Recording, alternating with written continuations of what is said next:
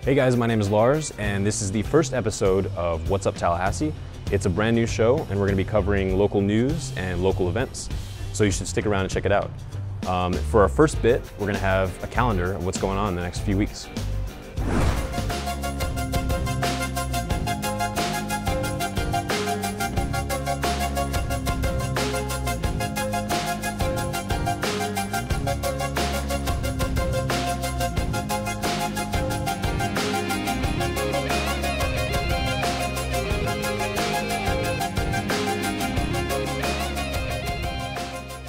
For this next bit, we're going to have my friend Carlos Ribeiro do his segment called Bring It Around Town, and he's going to be doing reviews on bars and local restaurants in the area, and so you should check it out.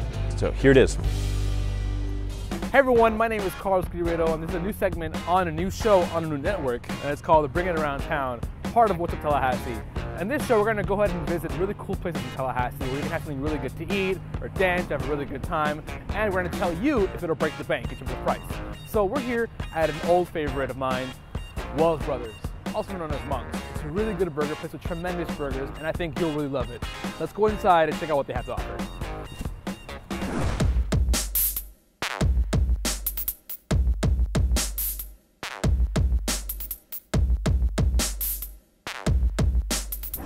Here we got three of the main burgers, the most popular burgers. We got the Ad Burger, we have the Magic Mushroom, and the Lip Smacker.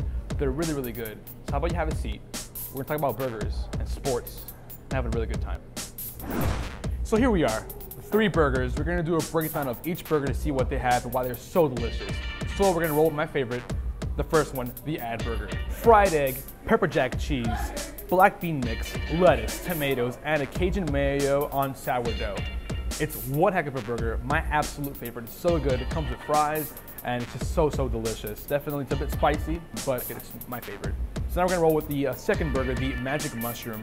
It's covered in sauteed mushrooms, a melted Swiss cheese, romaine lettuce, and Dijonnaise on a Kaiser roll. I recommend it. If you really like mushrooms, go for it, it's amazing. Then we're gonna roll with our last burger here. We have the Lip Smacker. This is definitely one of Monk's weird burgers, strange burgers, but it's really good. It's got peanut butter, and you can get jelly on it as well. It's topped with smoked bacon and cheddar cheese, slathered with the creamy peanut butter, served on a Kaiser roll. You can add jelly on it. It's delicious. I got friends who love it. They loved it. I think you'll love it as well.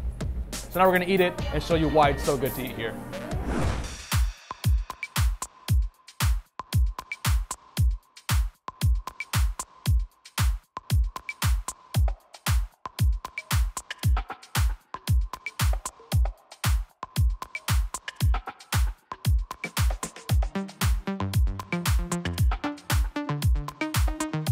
Man, those burgers were really good. They were so delicious. But now we're gonna talk about why it's a good time to eat here at Wells Brothers. Why it's a really nice experience. They've got a really good sports bar set up here with a lot of TVs showing all kinds of games at all times. They also have a really good beer selection and drink selection that they've got all kinds of beers. They got Yingling, they've got Guinness, they got all kinds of beers.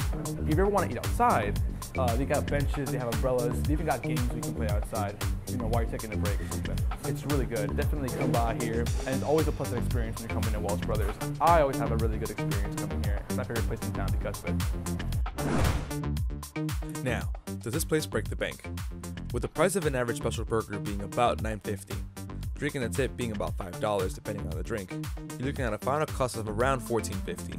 That's already giving it a 2 out of 5. It's not really expensive, but it's not really cheap either. If you come every 2 weeks or once a month, it's well worth the food and it won't break the bank. Man, oh man, that's that. This is Wells Brothers. It's a really good place. You're gonna enjoy their food. It's on the corner of High and Tharp. Easy to get here. Really good food. Enjoy it. So that's it. This is the end of Bring It Around Town with Carlos Ribeiro. Back to you guys at What's Tallahassee. Later. Thanks, Carlos. And for our final segment, we're going to be doing some investigative journalism pieces around Tallahassee. And this week, we're going to be covering the new smoking policy. Hey guys, we're here with Janet Lorenz. Hi. And she's going to be telling us about the new tobacco-free policy here at Florida State. She was on the committee that helped pass the new policy. So she's going to tell us about it. Hi Hi, thanks for having me. So effective January 1st, so this past month, FSU became a tobacco-free campus. It joined the ranks of 1,200 other universities and colleges that have the same policy in place. And what that means is you can no longer use any form of tobacco products on campus. What was your role on the committee? I served as the College of Nursing liaison to the Healthy Campus 2020 Student Task Force. So I basically helped out in raising awareness, hosting events that I think had a big role in gaining support for the eventual passing of the policy. Cool. What makes you feel passionate about this? Well, I'm a nursing major here, and I just have seen the devastating effects that tobacco use can have on people. You know, it's the leading preventable cause of illness and death in our country, and it shouldn't be that way, you know. So I'm really passionate about health, and I'm really passionate about improving the health of our campus community, and I think this is a big step towards doing that. So we're going to ask the million-dollar question here. What is the punishment for smoking on campus? Because a lot of people were confused about what would happen if you smoked, and I still see some people smoking around campus. Well, thanks for asking that, because I know it's an issue that students are unclear on. Right now, there's not a fine. You're not going to get in trouble with FSU PD at this point. So it's not punishment per se, but as a student here, you're expected to follow university policies, and you're expected to uphold the Garnet and Gold. And if you violate this policy, you're not doing that. So you're not upholding the Seminole Creed. And I think that's, you know, it's an honor policy, but I still think, you know, it's expected now from the community that we won't be smoking on campus. So it's more of a, you're looked down upon? Yeah, you know, it's more kind of an internal thing at this point because different legal regulations prevent the impartment of fines and everything, but I still think it's, you know, it's expected that we're going to uphold the Garnet and Gold, and in doing that, we have to uphold this policy. And you said earlier that President Barron was in full support of this? Yeah, President Barron did voice his support. He helped out with getting it passed by the Board of Trustees, and he's also been he's made statements supporting students upholding this policy despite the lack of fines and, you know, punishments per se. But he's definitely said, you know, I expect you to uphold the Garnet and Gold and uphold this policy.